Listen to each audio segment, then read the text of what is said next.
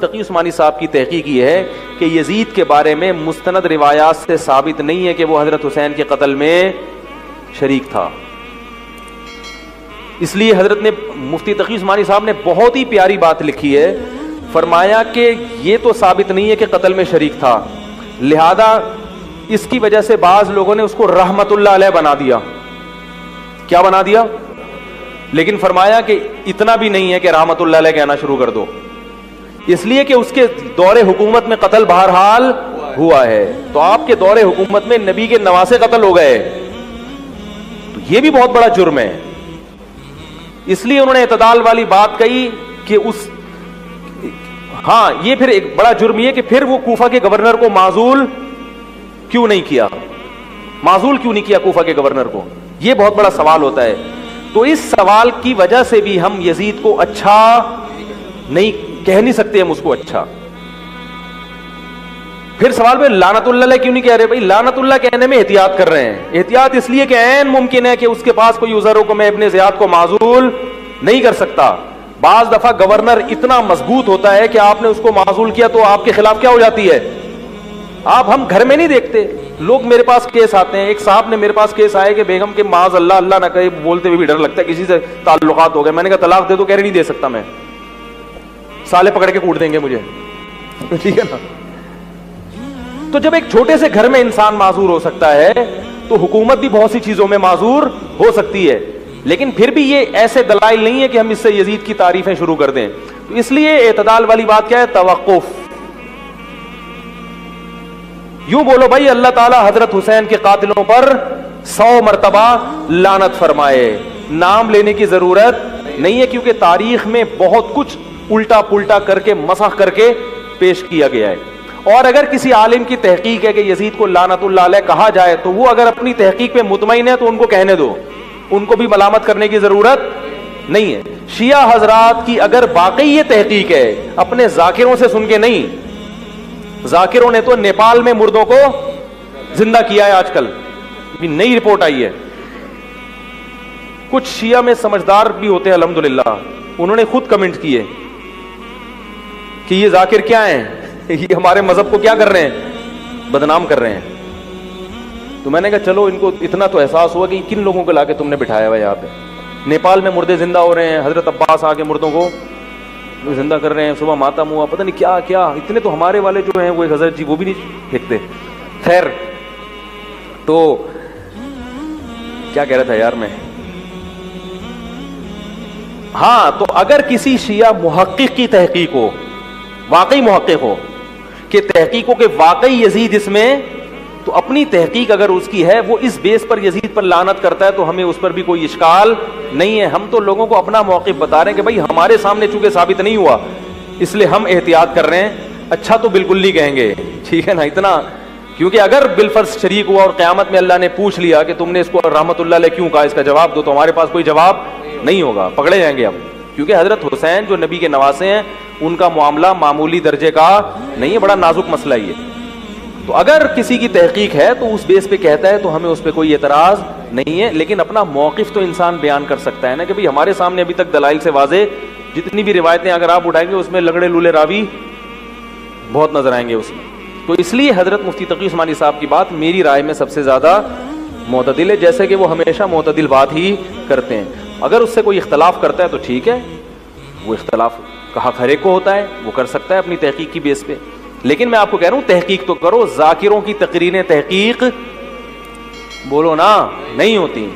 وہ تو مجمع کو رلانا ہے, رو کیوں اٹھا کے جوتا ماریں گے, رو نا, اتنی میں آئے تو رلانے کے لیے. وہ نیپال سے مردوں کو بھی زندہ کریں گے اور پتہ نہیں کیا کیا کریں گے. وہ حضرت حسین رضی اللہ تعالیٰ عنہ کا موقف یہ تھا کہ میں یزید جیسے آدمی کے ہاتھ پر بیعت کرنے کے لیے تیار, بولو بھائی, نہیں, میں نہیں بیعت کرتا اس کے ہاتھ. کیونکہ یزید کے بارے میں خبریں تھیں, بعض کہتے تھے شراب پیتا ہے. حضرت مفتی محمد تقی عثمانی صاحب کا انہوں نے فرمایا ہے کہ کسی مستند روایت سے ثابت نہیں ہے شراب پینا. روایتیں ہیں مگر کوئی اوتھینٹک روایت نہیں ہے. تو اب نتیجہ کیا نکلا کہ حضرت حسین رضی اللہ تعالیٰ عنہ کے پاس کوفہ سے خطوط آئے. کوفہ کا گورنر تھا ابن زیاد, وہ بھی یزید کا آدمی تھا, بڑا ظالم آدمی تھا وہ. اہل کوفہ کا کے خطوط آئے کہ آپ آ جائیں یہاں پر, یہاں سب لوگ آپ کے ہاتھ پر بیعت کرنے کے لیے تیار ہیں. حضرت حسین کا خیال یہ تھا کہ اگر یہ سب تیار ہیں تو یزید کی حکومت بغیر لڑائی کے, بغیر بڑے قتال کے, مسلمانوں کے خون خرابے کے بغیر ختم ہو سکتی ہے. آئی بات سمجھ میں؟ جو انفارمیشن آپ کو ملی تھی, جو نالج آپ کو ملی تھی, وہ نالج غلط تھی. اگر وہ نالج صحیح ہوتی تو حضرت حسین کبھی کربلا کی طرف رخ نہ کرتے, کیونکہ حضرت حسین کا موقف بھی یہی تھا کہ مسلمانوں کی تلواریں آپس میں نہ چلیں. حضرت حسین رضی اللہ تعالیٰ عنہ کے پاس جب 50 سے زیادہ خطوط آئے ہیں اہل کوفہ کی طرف سے کہ آپ آئیے, آپ آئیے, آپ آئیے, تو پہلے حضرت حسین رضی اللہ تعالیٰ عنہ نے اپنے رشتہ دار جو آپ کے چچزاد تھے مسلم بن عقیل, ان کو بھیجا. نتیجہ کیا نکلا؟ مسلم بن عقیل کا وہاں پر حکومت نے گرفتار کر کے ان کو قتل کر دیا.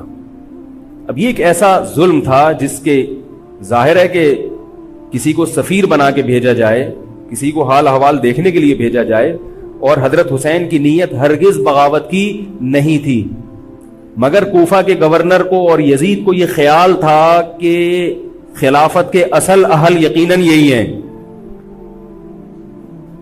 کہیں ایسا تو نہیں ہے کہ یہ امیر بننا چاہتے ہیں, یہ خلیفہ بننا چاہتے ہیں. ایک خوف اس کے دل میں بیٹھ گیا تھا, ایک لاشعور میں خوف ہوتا ہے نا انسان کے دل میں بیٹھ جاتا ہے کہ آپ 100 دفعہ بھی کہیں بھی میری یہ نیت نہیں ہے, مگر وہ ڈر رہا ہوتا ہے کہ یار یہ کچھ کر نہ لیں. تو جب مسلم بن عقیل کو شہید کیا گیا, حضرت حسین رضی اللہ تعالیٰ عنہ جا چکے تھے. جب حضرت حسین رضی اللہ تعالیٰ عنہ کوفہ کی طرف جا رہے تھے, بہت سارے صحابہ نے آپ کو منع کیا, جن میں عبداللہ ابن عمر رضی اللہ تعالیٰ عنہ بھی تھے, عبداللہ ابن عباس رضی اللہ تعالیٰ عنہ بھی, کہ آپ یہ کام نہ کریں.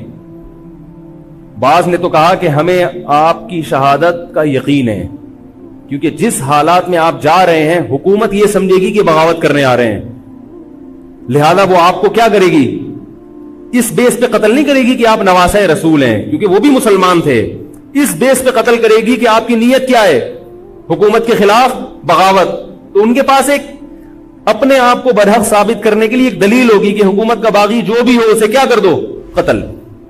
رسول اللہ صلی اللہ علیہ وسلم نے فرمایا, صحیح حدیث ہے, کہ جب مسلمان کسی ایک امیر پہ جمع ہو جائیں تو اس کے خلاف جو بھی اٹھے, نبی نے فرمایا اس کو قتل کر دو, کائنم من کان, چاہے وہ اس کے خلاف اٹھنے والا کتنا ہی نیک کیوں نہ ہو.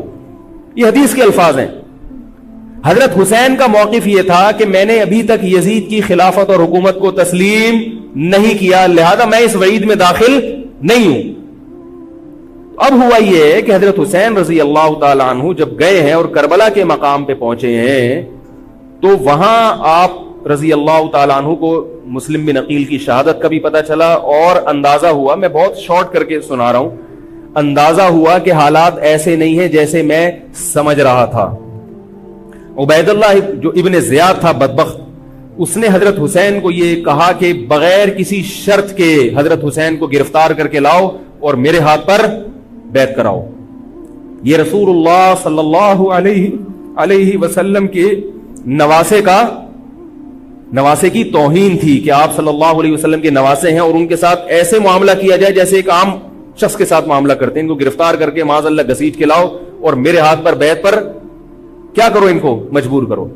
حضرت حسین رضی اللہ تعالیٰ عنہ کا کربلا کے میدان میں موقف یہ تھا کہ میں اگر بیعت ہوں گا تو ڈائریکٹ یزید کے ہاتھ پہ بیعت ہوں گا جو مسلمانوں کا خلیفہ ہے, ابن زیاد کے ہاتھ پر بیعت نہیں ہوں گا. یہ بھی اس تاریخ کا ایک اہم پہلو ہے کہ حضرت حسین نے کوفہ جانے کا ارادہ ترک کر دیا اور کربلا سے شام جانے کا آپ رضی اللہ تعالیٰ عنہ نے ارادہ کر لیا. اور بعض مورخین نے لکھا ہے کہ حضرت حسین جو واپس آ رہے تھے تو وہ کربلا سے گزر رہے تھے, وہ واپسی کا راستہ ہی شام کا راستہ ہے. نہیں یاری بات میرا خیال ہے سمجھ, وہ جس ٹریک پر چل رہے تھے وہ راستہ کون سا ہے, وہ شام کو جاتا ہے. یہ اس کی علامت ہے کہ آپ یزید سے ملاقات کے لیے, مذاکرات کے لیے تیار, بولو بھائی, ہو چکے تھے کہ میں خود براہ راست یزید سے مل کے حال احوال دیکھتا ہوں, اگر مجھے سمجھ میں آئے تو میں اس کے ہاتھ میں بیعت ہو جاؤں گا. حضرت حسین رضی اللہ تعالی عنہ کا مقصد حکومت کے خلاف تلوار اٹھانا, بولو بھائی, نہیں تھا. ورنہ وہ اس کے لیے تیار نہ ہوتے. مگر جو ابن زیاد تھا اس نے حضرت حسین رضی اللہ تعالی عنہ اور آپ کے ساتھ جتنے اہل بیت تھے ان پر ظلم یہ کیا اس بدبخت نے کہ اس نے انہیں شام جانے کا راستہ نہیں دیا اور اس میں اپنی توہین محسوس کی کہ میرے ہاتھ پر بیعت کیوں نہیں ہو رہے, اور لشکر بھیجا جس لشکر نے چاروں طرف سے حضرت حسین رضی اللہ تعالیٰ عنہ کو گھیرا. حضرت حسین نے کہا کہ میں عزت کی جو موت ہے اس کو ذلت کی زندگی پر ترجیح دیتا ہوں. کوئی بھی غیرت مند ہوتا تو اس وقت یہی کرتا کہ بھئی جب میں اپنے دعوے سے بھی دستبردار ہو گیا اور میں شام جانے کے لیے بھی تیار ہو گیا, اب میرا راستہ روکنے کی کیا حقیقت ہے. اللہ تعالی کوفہ کے گورنر کے ذریعے حضرت حسین کا قتل کروانا چاہتے تھے تاکہ اس کی بدبختی ساری دنیا کے سامنے ظاہر ہو جائے. اگر حضرت حسین پھر بھی تلوار چلاتے, پھر بھی لڑتے, تو حضرت حسین پر یہ الزام لگایا جا سکتا تھا کہ معاذ اللہ آپ باغیوں میں ہیں. تو اللہ تعالیٰ نے اپنے نبی کے نواسے کو اس الزام سے محفوظ رکھا اور آپ نے لڑائی کا ارادہ ترک کر دیا. حضرت حسین نے کربلا کے میدان میں جو لڑائی لڑی ہے وہ اقدامی لڑائی نہیں تھی, وہ دفاعی لڑائی تھی. دیکھو جب حکومت آپ کو گھیر لے چاروں طرف سے, آپ کہیں ٹھیک ہے بھائی میں لڑائی سے دستبردار ہوتا ہوں, مجھے میرے گھر جانے دو. حضرت حسین کا ایک مطالبہ یہ بھی تھا کہ یا تو مجھے واپس جانے دو مدینہ, میں جہاں سے آیا ہوں وہیں جا رہا ہوں واپس, مکہ جانے دو یا مدینہ جانے دو. ان کا ایک مطالبہ تھا کہ نہیں, ان کو گرفتار کر کے لاؤ اور زبردستی ہمارے ہاتھ پر بیعت کراؤ. یہ ظلم تھا. نتیجہ کیا نکلا ہے کہ کربلا کے میدان میں آپ کو گھیر کر آپ کو بھی شہید کر دیا گیا, اور جتنے اہل بیت تھے مرد سوائے امام زین العابدین کے جو حضرت حسین رضی اللہ حضرت حسن کے بیٹے تھے, ان کے علاوہ جتنے بھی اہل بیت تھے ان سب کو قتل کر دیا گیا. اور یہ اسلامی تاریخ پر ایک بدنما داغ ہے یہ واقعہ کہ ایک اسلامی حکومت تھی اور اس کے اسلامی حکمران تھے, اور ان حکمرانوں کے ہاتھوں محمد صلی اللہ علیہ وسلم کے نواسے کا سر جو ہے وہ گردن اڑائی گئی ہے. مجھ سے خدا کی قسم یہ الفاظ ادا نہیں ہو رہے, میں اپنے جذبات پہ بہت زیادہ کنٹرول کر رہا ہوں. وہ منظر کیا ہوگا کہ جب نبی صلی اللہ علیہ وسلم کے نواسے, آپ صلی اللہ علیہ وسلم کے نواسے کی گردن اڑائی گئی ہوگی. تو یہ بہت ایک اسلامی تاریخ میں ایک بدترین واقعہ ہے.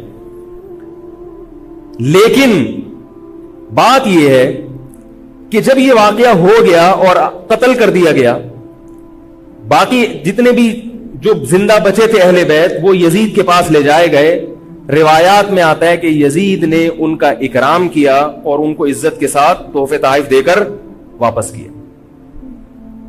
یہ جو کربلا کے واقعات میں جو ظلم کی داستانیں اضافی بیان کی جاتی ہیں, اس کا مستند تاریخی روایات سے کوئی ثبوت بولو بھائی نہیں ملتا. اب لوگوں نے اپنی دکانیں چمکا لی ہیں, پانی نہیں تھا, کئی دنوں سے کھانا نہیں ملا.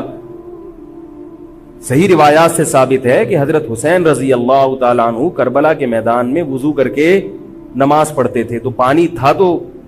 اور بعض نے یہ کہا کہ اہل بیت کی عورتوں کی عزتیں اچھالی گئی ہیں. آپ اس طرح کی باتیں کر کے اہل بیت سے محبت کا اظہار کر رہے ہو یا ان کی توہین کر رہے ہو؟ بولو بھائی. اگر کوئی عزت دار پاک دامن عورت ہو, بالفرض اس کی عزت پہ ڈاکہ ڈلتا ہے بالفرض, تو آپ اس بات کو چھپاؤ گے نا, آپ جھوٹ بولو گے, بولو گے نہیں بھائی اس کی عزت پہ کوئی آنچ نہیں آئی ہے. کیونکہ جب عورت کی عزت کو آپ کوئی تار تار کر دے اور آپ ممبر پہ بیٹھ کے اس کو بتا دو, تو وہ عزت تار تار ہونے سے اتنی بے عزتی نہیں ہوگی جتنی اس بات کو بیان کرنے سے اس کی بے عزتی ہوگی. حقیقت یہ ہے کہ کسی مستند روایت سے ثابت نہیں ہے کہ اہل بیت کی عورتوں کی عزتوں کو اچھالا گیا. وہ نبی کے گھرانے کی عورتیں تھیں, ان کا ناخن بھی کوئی نامحرم مرد نہیں دیکھ پاتا تھا. دوپٹہ اتر گیا زینب کا اور زینب کی چادر چھن گئی, یہ سب غلط ہے, یہ سب من گھڑت باتیں ہیں. چونکہ وہ بہرحال مسلمان تھے جو حضرت حسین کے خلاف لڑ رہے تھے, ظالم تھے, اس میں کوئی شک نہیں ہے. اس سے بڑا ظلم اس کائنات میں ہوا نہیں ہوگا کہ ایک شخص جو اپنے آپ کو مسلمان کہتا ہے اور وہ نبی کے نواسے کو قتل کر دے اور اہل بیت کو قتل کر دے. اسلامی سیاست میں اتنی گندی تاریخ ہمیں کبھی بھی نہیں ملتی. حضرت عثمان کا بھی قتل ہوا, وہ بھی بہت بڑا ظلم تھا, مگر یہ ظلم اس ظلم کی نوعیت سے بڑھ کر تھا, کیونکہ حضرت عثمان کا قتل حکومت کے ہاتھوں نہیں ہوا ہے, باغیوں کے ہاتھوں ہوا ہے. یہاں حضرت حسین کا قتل کس کے ہاتھوں ہوا ہے؟ حکومت کے ہاتھوں ہوا ہے جس پر لوگ بیعت کر چکے تھے. تو یہ اسلامی تاریخ میں ایک بہت بڑا بدنما داغ ہے، مگر اس کو بیان جس انداز سے کیا جاتا ہے اور جتنے قصے کہانیاں من گھڑت سنائے جاتے ہیں ان کا حقیقت سے تعلق نہیں ہے. ہماری نظر میں چاہے پانی بند کیا ہو یا نہیں کیا ہو، کھانا ملا ہو یا نہیں ملا ہو، ہماری نظر میں حضرت حسین رضی اللہ تعالی عنہ کا سر قلم کر دینا ہی کائنات کا بدترین ظلم ہے. یہی ایسا ظلم ہے کہ جس پر جتنا غم کیا جائے کم ہے. غم منایا نہیں، غم کیا جائے. منانا الگ چیز ہے، غمزدہ ہونا الگ چیز ہے. لیکن جو آگے اس میں تڑکا لگایا جاتا ہے اس کا حقائق سے تعلق بولو بھائی نہیں ہے. یہ دکانیں ہیں جو چمکائی، اس میں سب برابر ہیں، شیعہ بھی سنی بھی. بہت سارے سنی علماء بھی کربلا کے واقعے کو بہت ہی بھیانک انداز سے بیان کرتے ہیں، اور مقصد کیا ہوتا ہے؟ پبلک کو رلانا.